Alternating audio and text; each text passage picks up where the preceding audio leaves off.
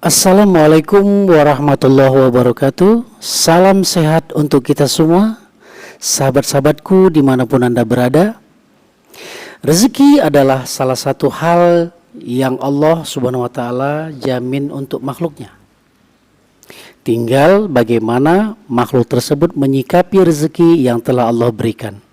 Sebab pada akhirnya nanti makhluk akan mempertanggungjawabkan setiap rezeki yang didapatkan. Bagaimana cara mendapatkannya dan digunakan untuk apa rezeki tersebut yang Allah sudah titipkan pada kita. Nanti kita pertanggungjawabkan di hadapan Allah subhanahu wa ta'ala. Manusia adalah salah satu makhluk Allah subhanahu wa ta'ala yang akan dimintai pertanggungjawaban atas setiap rezeki yang dititipkan Allah subhanahu wa ta'ala tersebut. Baik itu rezeki yang berbentuk kesehatan, harta benda, dan anak-anak. Kali ini saya akan membahas konsep rezeki agar kita tahu mengapa dan kepada siapa saja pertanggungjawaban kita saat melakukan perjalanan menjemput rezeki. Sahabat-sahabatku sebangsa dan setanah air, perlu Anda sadari bahwa kita yang mengawali komitmen pada sebuah profesi atau pekerjaan. Apapun profesi tersebut, baik itu sebagai pegawai negeri, tenaga pendidik, pedagang, wirausahawan, dan pekerjaan lainnya. Sadarilah bahwa kita yang mengawali komitmen untuk melakukan profesi atau pekerjaan itu. Setelah komitmen terjadi, hal kedua yang harus kita jalani adalah konsisten. Konsisten dalam pekerjaan apapun harus bahkan wajib dilakukan, karena dalam pekerjaan akan ada konsekuensi yang harus ditanggung.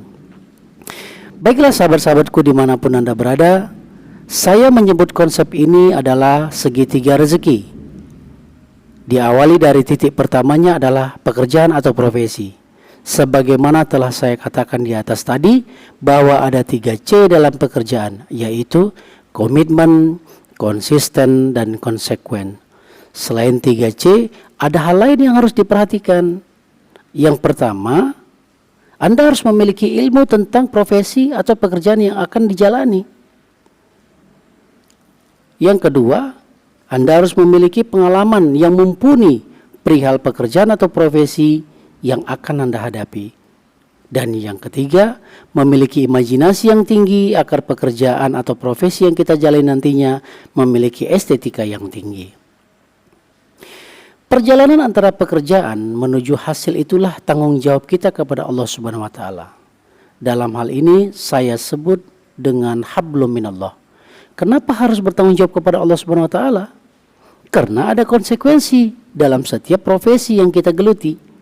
Contoh, tidak masuk kerja karena sakit misalnya. Secara umum menyampaikan keadaan saat kita tidak masuk kerja dengan alasan apapun, minimal dengan cara menyampaikan lewat alat komunikasi. Jujur atau tidaknya, alasan tersebut hanya Anda dan Allah Subhanahu wa taala yang tahu. Orang di sekitar Anda mengetahui setelah Anda beritahu. Kemudian, kita sebagai manusia hanya berusaha semaksimal mungkin dengan cara 3C tadi. Masalah hasil, biar Allah Subhanahu wa ta'ala menentukan. Sebagai contoh kecil, kita sebagai tenaga pendidik atau guru cukup mengajarkan ilmu. Masalah hasil, murid-murid menjadi pintar atau sebaliknya, itu bukan lagi menjadi urusan kita. Yang penting, ketika telah memutuskan komitmen menjadi guru, lakukan tugas mendidik murid-murid dengan konsisten dengan menghadapi segala konsekuensi yang datang. Contoh lain, pedagang misalnya. Walau nanti hasilnya untung atau rugi, jalani komitmen sebagai pedagang dengan konsisten. Seperti buka dagangan setelah subuh, melayani pembeli dengan etika yang baik, benar dan bagus. Kemudian selalu tersenyum kepada siapapun dan apapun keadaan pembeli.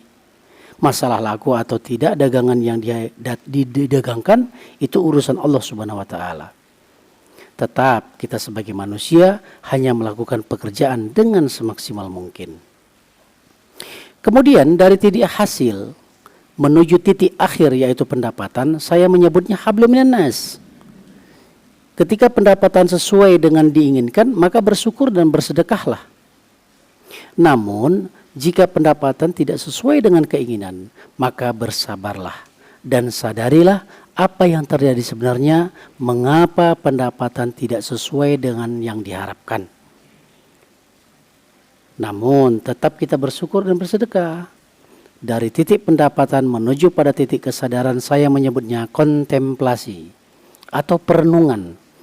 Renungkan setiap perjalanan hingga mencapai titik pendapatan agar ditemukan kesalahan-kesalahan atau kekurangan-kekurangan saat kita menjalani profesi tersebut. Sebagai contoh, kenapa pelajaran yang kita sampaikan kepada peserta didik tidak semua dipahami dan dimengerti oleh anak didik kita? Mungkin harus memakai cara atau metode mengajar yang baru agar kita sebagai guru tidak membosankan saat menyampaikan materi pelajaran.